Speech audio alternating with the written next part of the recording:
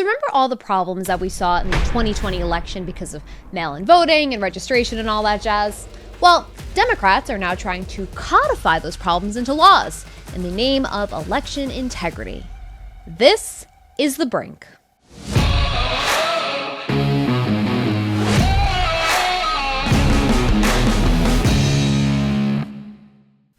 And folks, remember to like, comment, and subscribe to this page if you like me. And if you like what we do here and you love America, well, you should also consider becoming a Daily Caller Patriot. You can subscribe at the link in the description below. So the new plan in Pennsylvania is that residents will automatically be enrolled to vote when getting their driver's license at the DMV unless they opt out. Now, they tell us that this is done to streamline the process, make it easier for people to vote. But you know what's also super cool and very interesting is that state Democrats have been working so hard to pass a bill so that illegal immigrants can get their driver's licenses.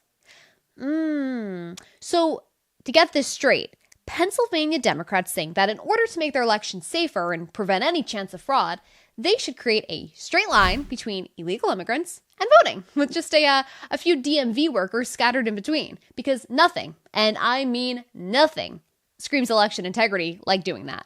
And maybe they can take some pointers from California, who has already dealt with this type of issue. So on top of the more than 100,000 issues, yes, you heard that number right, 100,000, that California faced during their first year of rolling out automatic voter registration, the state also saw 1,500 people mistakenly register to vote because of automatic voter registration. Now you might be thinking, 1,500, it's kind of a small number, it doesn't really matter. But I urge you to remember, Lauren Boebert nearly lost her re-election campaign by less than 500 votes. So yes, every vote does count, including the 1,500 that shouldn't be there, right? Other issues included voters being registered to, wait for it, the wrong party. But I am sure that we can be very confident that Pennsylvania will, have no issues and it'll be great and seamless.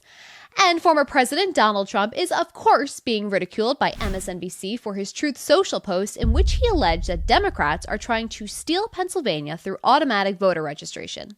None of this made any sense, Stephen Bannon wrote. No one is trying to steal Pennsylvania. It wasn't stolen before. Now look, am I going to sit here and tell you that Pennsylvania was stolen in 2020?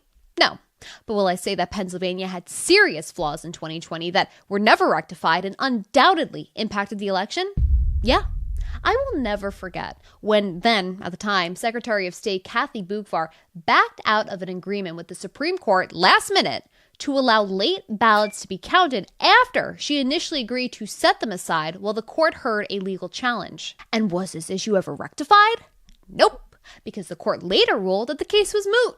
Now, good old Clarence Thomas, he dissented. He said that the case would have been a great opportunity for the court to address what authority, if any, unelected officials had to change election laws.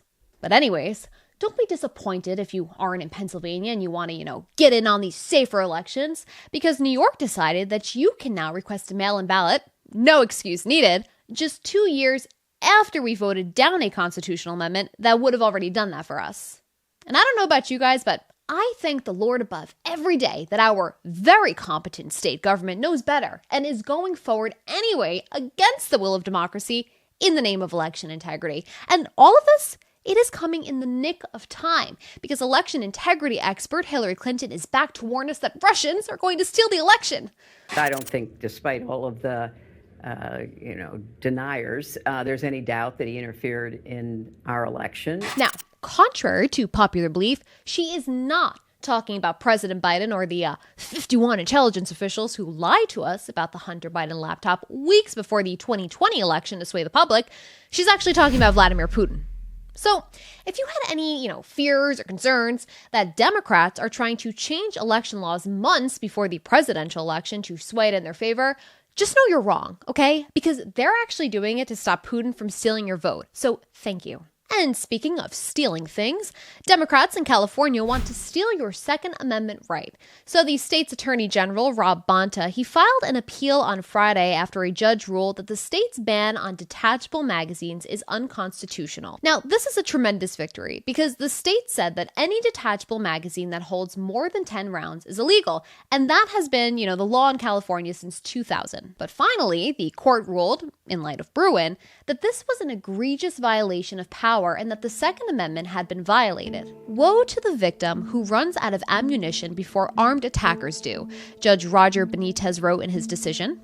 But Bonta isn't going down without a fight, letting those law-abiding citizens have a fighting chance against the criminals running roughshod over California. Well, that would be a threat to public safety. So instead, he is asking the Ninth Circuit Court to weigh in and restrict our rights. Understand that for a second, okay? And this is in many such cases nationwide. You have a public official actually begging a court to strip you of your right. And I say it again because we are talking about a public official, right? Someone who is meant to uphold the supreme law of the land is asking a court to take away your right.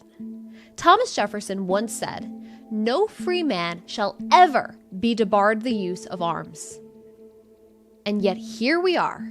And not just in California, right? This is nationwide. States across the country, we are being told that we don't deserve the Second Amendment. We don't deserve our right to keep and bear arms. And I think the larger thing that we need to focus on when we talk about the Second Amendment is we need to revitalize that ethos that Americans had at the time the Constitution was adopted, right? One of pure distrust and disgust with our government, right? One that saw Americans willingly take up arms because they knew, and I am paraphrasing Thomas Jefferson here from a 1787 letter, but that in order to preserve our liberties, the rulers, our government, needs to be put on notice that, quote, their people preserve the spirit of resistance. Because folks, walking around with, some pretty glitter signs and cool catchy chants, it doesn't really send the message to the government that we mean business.